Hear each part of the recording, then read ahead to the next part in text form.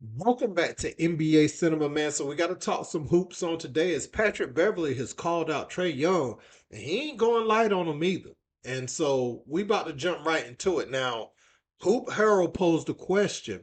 They say, honest question: why do NBA players play so hard in random open gyms in the summer but give no effort in the All Star game with millions watching?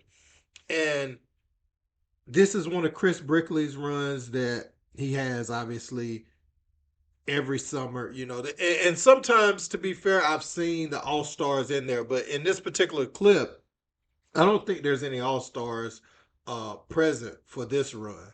Now, Patrick Beverley quotes that. He says, because All Stars take the game for granted. Not one All Star on the court. Good bump.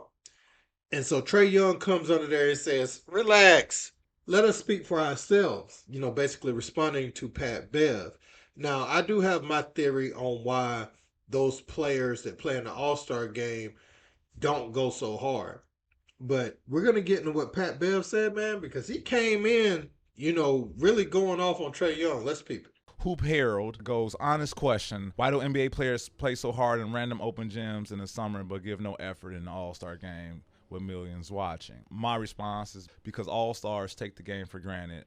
It's not one All Star on a basketball court. It's just good, naturally good bump. Trae Young response was, He said, relax, let us speak for ourselves. Interesting. I don't know. I don't think he's in a position to speak. I don't think he's one enough to even speak to me like that or tweet me like that. He's been to the playoffs 3 times. I've been to the playoffs 9. 9 is more than 3. He's been in the NBA 7 years. My first 7 years, I didn't miss the playoffs at all. Interesting. In the Western Conference. Interesting. Right? His rebuttal is probably going to be, yeah, you want the main player on the team.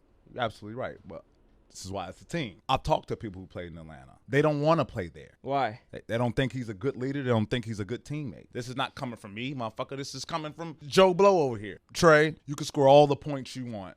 You can make all the money you want.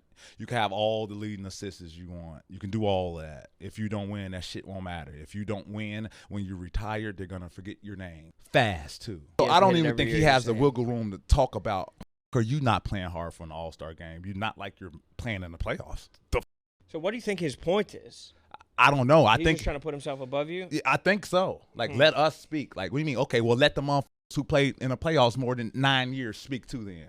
Before you speak. Motherfucker you played with told me, Pat, man, that ain't the Atlanta Hawks. That's called the Trae Hawks. Interesting. And then the first word he used is relax. And I'm like, motherfucker, relax. You should be uncomfortable. You should be more uncomfortable. All right, that's the problem. You too motherfucking relaxed. 7 years, you made the playoffs 3 motherfucking times. You're too relaxed. Motherfucker, get uncomfortable. Really get uncomfortable and lead your motherfucking team to some more wins and playoff push. The game is better. The game needs that from you. Trust me. It's kids up here that look up to you. You talking about me fucking relax. You get uncomfortable. I challenge you to do that. Don't put yourself up here, right, because you score a lot of points and a lot of assists, but you lose. Well, it seems like he's just trying to take it as a chance to take a shot that you haven't been in an all-star game.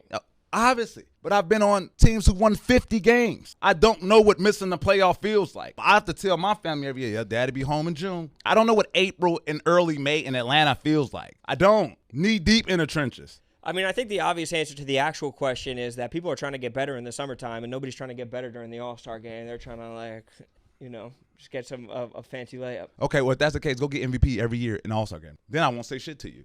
You relax. Motherfucker, you know what? Don't relax. You get uncomfortable. Fuck that. You're too relaxed. You're too motherfucking cool. Stop being so cool.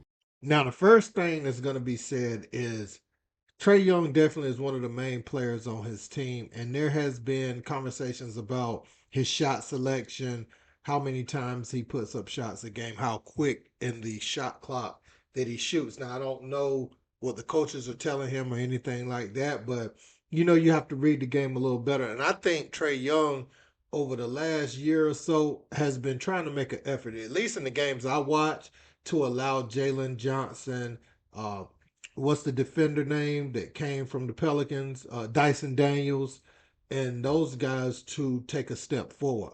And I've seen Trae kind of take a step back and sometimes allow himself to be off the ball. Now, we know he has his defensive limitations. That's an area where Patrick Beverley thrives in, on the defensive end of the floor. But I will say Trae had lofty expectations coming in, especially, out of Oklahoma. They drafted him to be the franchise point guard. And, they were able to move on from Dennis Schroeder because they had Trae Young I don't think Trey is someone who doesn't care about winning, though. I do think he wants to win. They had that one season where they pushed the Bucks to, was it 6 games, and I think that was the year the Bucks went on to win the championship, and then ever since then it hasn't been the same. Uh, I personally like when Trey is in the teeth of the defense rather than settling for long shots. I mean, while he can make them, I think he gets too comfortable and settles for those sometimes. But I think the players on his team is growing up around him. They've added Chris Porzingis, and they added another piece that I like as well. I just can't remember who it was, but Porzingis, I do remember that they added him. So if he can show any semblance of his former self, because I know he had some issues in the playoffs, they didn't quite know what was wrong with him. They just knew he wasn't healthy. But if he can look something like himself, or like he even looked this summer back playing at home, that'll be helpful for them, and they'll have expectations because this year the East is a little bit more wide open. You got Tyrese Halliburton who won't play this year. Jason Tatum won't play this year. The Bucks are, I don't want to say they're in rebuild mode, but um, they don't have Dame, don't have Drew Holiday, obviously. Either one of those guards to kind of go with Giannis, and no more Chris Middleton, no more peak Chris Middleton on the team. So other teams, my point is, other teams can step up and occupy some of those spots that, was for Boston, and some of those other teams over the years. It's really the Knicks to lose, but you have Detroit and some of those other teams coming up as well. So the top of the East is going to look a lot different. And I look at the young players on Atlanta, and they should be thinking, why not us? Why can't we occupy one of those top 3 or 4 spots and have home court in the first round? That should be their mindset. And so when Patrick Beverley says the things that he says, um, there is an element to Trey that can be too cool sometimes. I think he wants to win, though, so um, and I think this year will be the year to kind of tell if they're serious about that or if they can do that with him at the helm. Because remember, there's been trade rumors surrounding Trae Young for the last year and a half, but they have continued to stay with him. I know they went through a few coaches, but you know, as far as Pat Bev, you've been to the playoffs all those times, but you were on good teams. You're on teams with Kawhi Leonard, Paul George. Um, you know, I think you were on the Lakers, but they ended up trading you, but you was on the Lakers. Uh, what you were able to do as a leader in Minnesota, now I think that was really good. That was a great thing you were able to do because, uh, to win with Cat and those guys, and for them to embrace you that way, and your voice to be the biggest one in the locker room and get the most out of those guys, I thought that was good that year. But you know, again, they're 2 totally different expectations. Somebody like Patrick Beverley is gonna always be hungry because of how he got into the league. Whereas Trae Young was somebody they were talking about on draft boards while he was a junior, senior in high school. So that's 2 totally different ways. One pathway was laid out for you to kind of get in the league. Not saying he didn't work hard, but he was always expected to get there. When he got of age where that became a thing, he was always in those conversations. Whereas Pat Bev, he went to Arkansas. I think he landed with the Heat that first summer league.